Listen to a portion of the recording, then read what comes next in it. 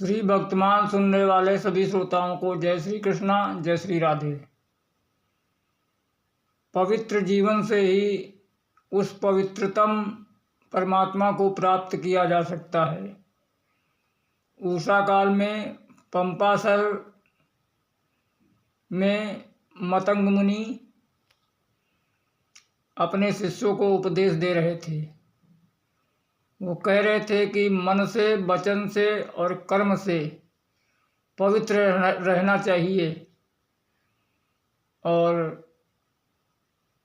पवित्र भोजन करना चाहिए तथा पवित्र वस्त्र धारण करना चाहिए और जीवन को भी पवित्र रखना चाहिए। और जीवन का जितना भी हम व्यवहार करते हैं वो पवित्र होना चाहिए तथा सभी जीवों के ऊपर दया करनी चाहिए और भगवत भक्ति में अनुरक्ति होना चाहिए। तभी हम समस्त स्थावर और जंगम सभी वस्तुओं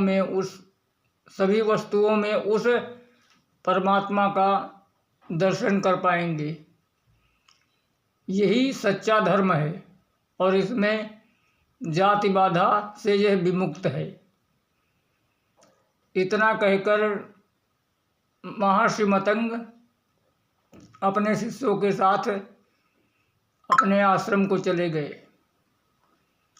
तो जब आश्रम को चले गए तब उन्हीं के पद चिन्हों के ऊपर सबरी ने दंडवत प्रणाम किया और उन्हीं में लौटने लगी तथा जैसे उसको कोई अमूल्य निधि मिल गई हो और वह ये सब उपदेश और जो मतंग ऋषि आदेश दे रहे थे अपने शिष्यों को, वो वृक्ष की ओट से सुन रही थी और सुनकर उसकी आंखें बरसने लगी। उसका हृदय द्रवित हो गया। सबरी बहुत ही अशांत थी और वह प्राणियों की हिंसा देखकर प्रायः बहुत ही द्रवित हो जाती थी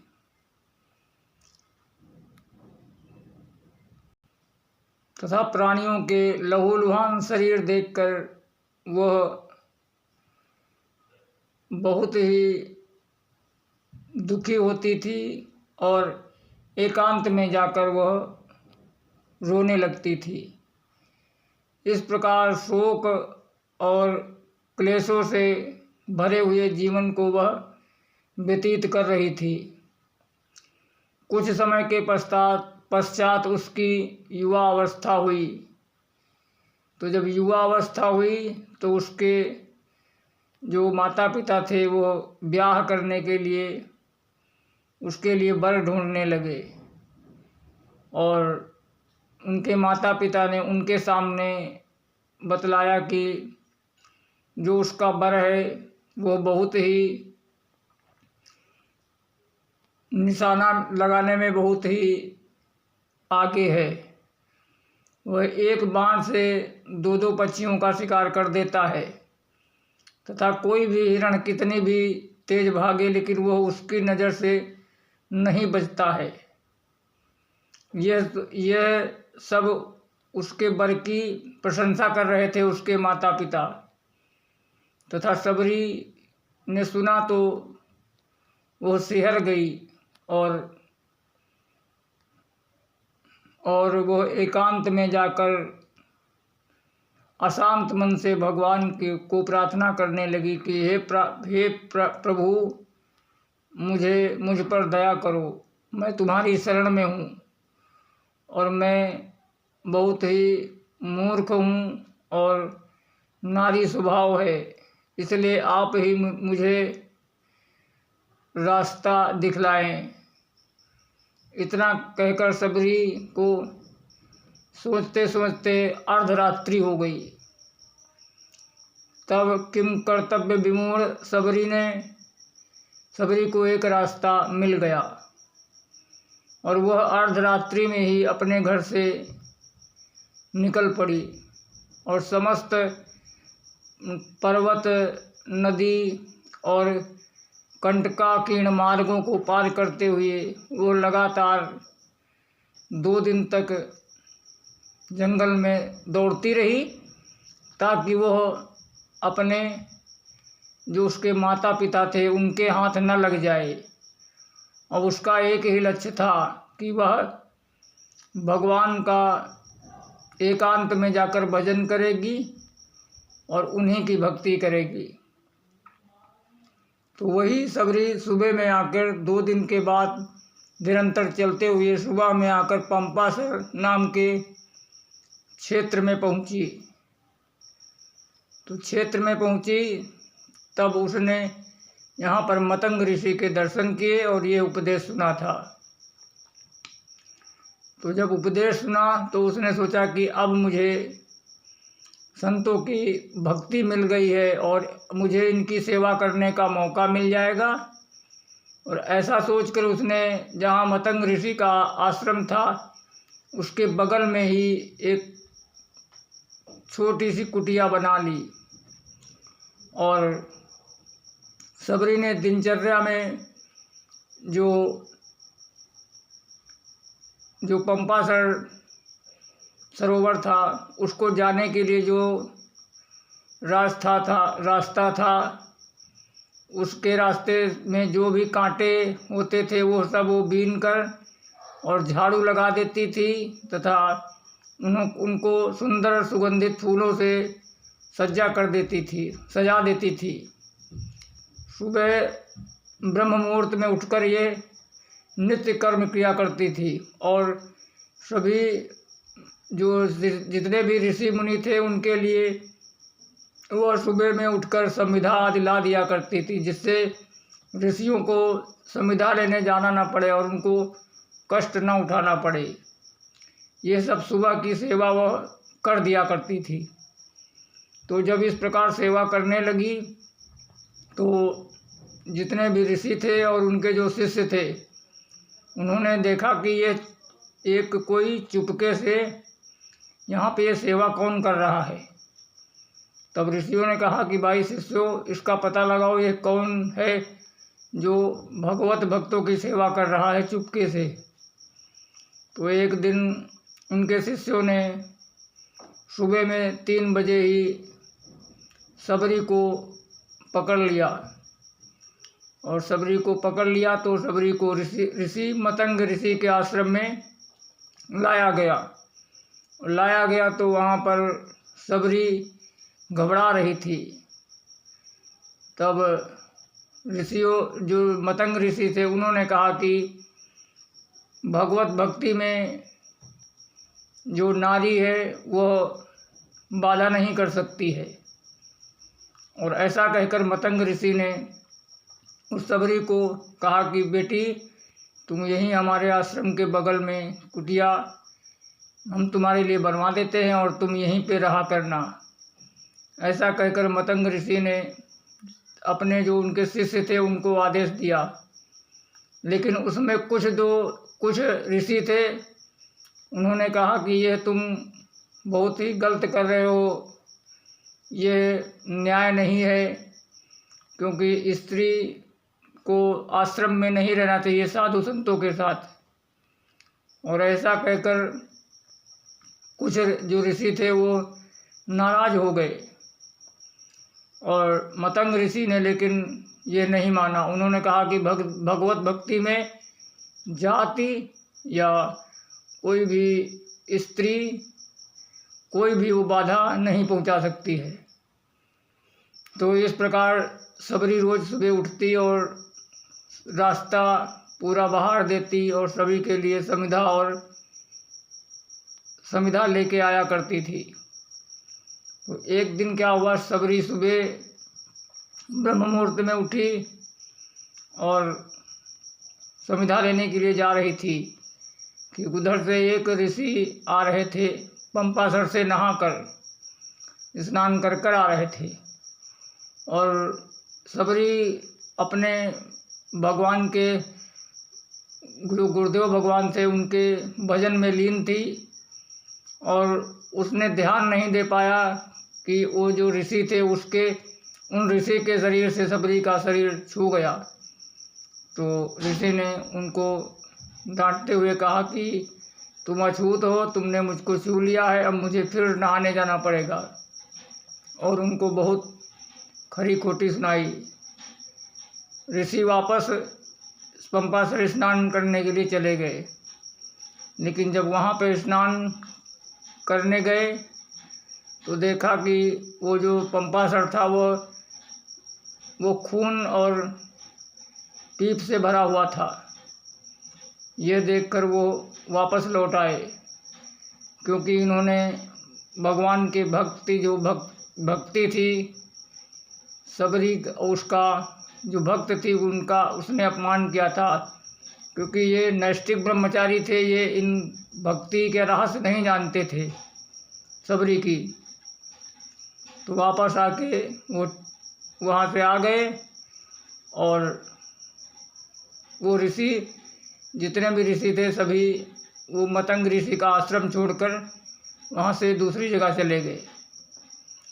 अब मतंग ऋषि का जब अंत समय आया तो मतंग ऋषि ने कहा कि बेटी, अब मेरा अंत समय आ गया है और मैं अब ये शरीर छोड़ने वाला हूँ और तुम यहीं पे इंतज़ार करना, और श्री दशरथ जी के पुत्र राम लक्ष्मण आएंगे तब वो तुम्हारी कुटिया में आएंगे और तुमको वो दर्शन देंगे और तब तुम्हारा कल्याण हो जाएगा। इस प्रकार मतंग ऋषि कहने लगे। तो सबरी रोने लगी, कहने लगी कि गुरुजी, अगर आप ही चले जाओगे तो मैं यहाँ पे क्या करूँगी, मैं भी तुम्हारे साथ ही प्राण त्याग दूँगी। क्योंकि सबरी को मतंग ऋषि ने भगवान श्री सीताराम जी का मंत्र दिया था, इसीलिए वो उनकी शिष्या हो गई थी। तो इस प्रकार गुरुजी ने कहा कि नहीं बेटी, तुम यहीं पे इंतजार करो, तुमको भगवान ये खुद चलकर मिलने आएंगे।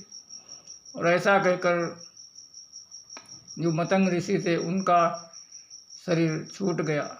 तो उनका शरीर छूट गया तो सबरी ने बहुत दिनों तक, हजारों वर्षों तक भगवान की प्रतीक्षा की और रोज़ वह रास्ता बहारती और फूल बिछाती, थोड़े से भी सूखे पत्ते की आहट खड़बड़ाहट होती तो वो सोचती कि मेरे प्रभु आ गए हैं।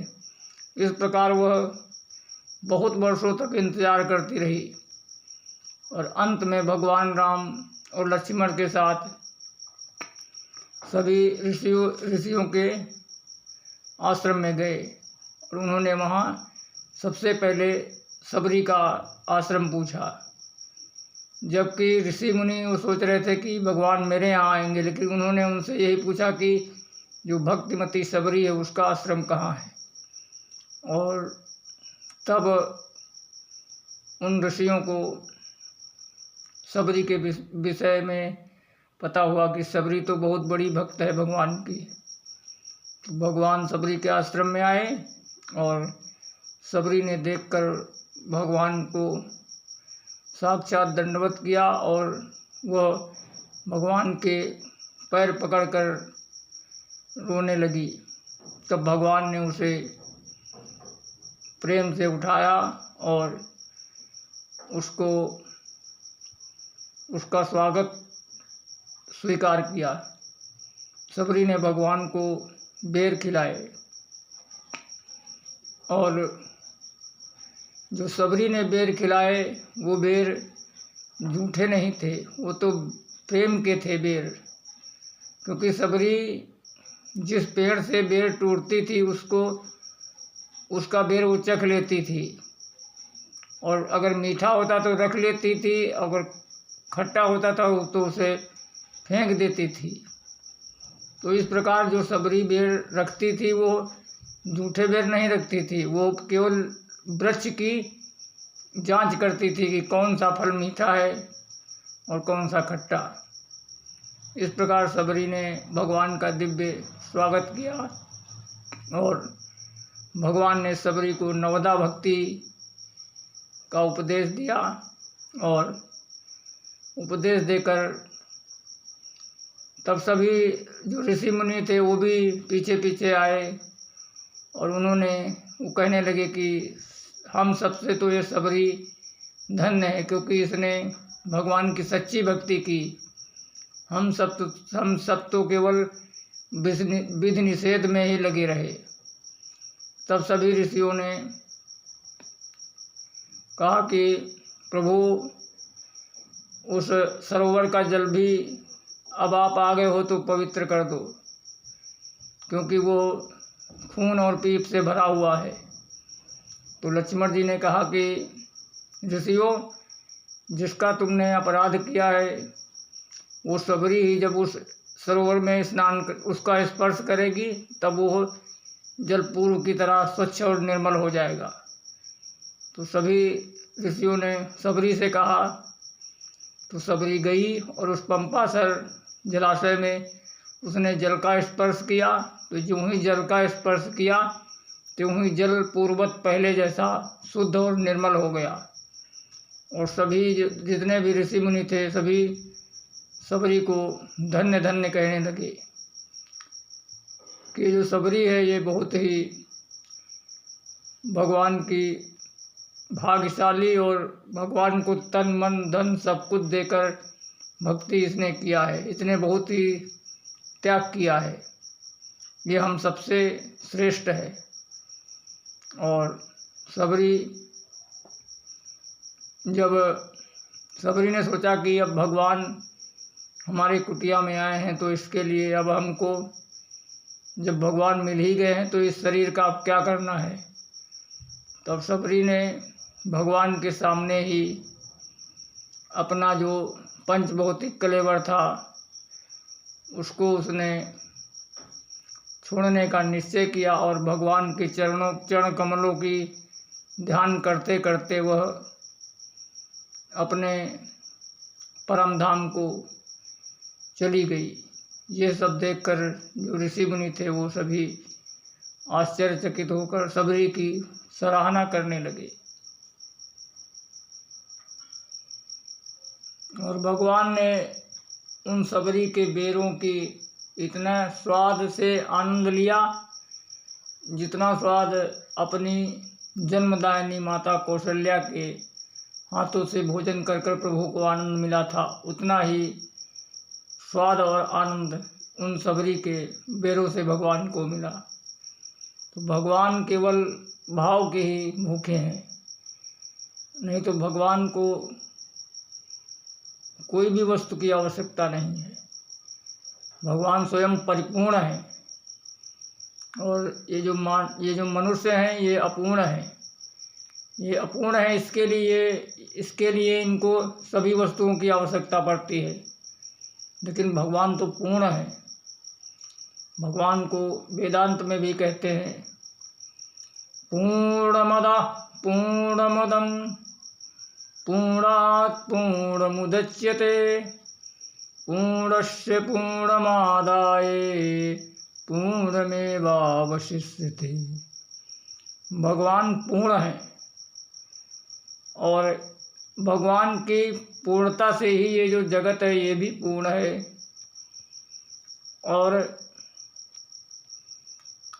वो जो परम पूर्ण परब्रह्म परमात्मा है और उनसे ही ये समस्त जगत पूर्ण है। तथा अगर पूर्ण को पूर्ण से निकाल लोगे तो भी वो जो परमात्मा स्वरूप पूर्ण है वो पूर्ण ही रहेगा। इसके लिए केवल मनुष्य को ही सभी संसारिक वस्तुओं की आवश्यकता होती है और ना कि भगवान को। भगवान तो स्वयं परम पूर्ण परब्रह्म है। भगवान सच्चिदानंद है। तो इस प्रकार भक्तिमयी सबरी जी की हम सब ने कथा सुनी। जय श्री कृष्णा, जय श्री राधे।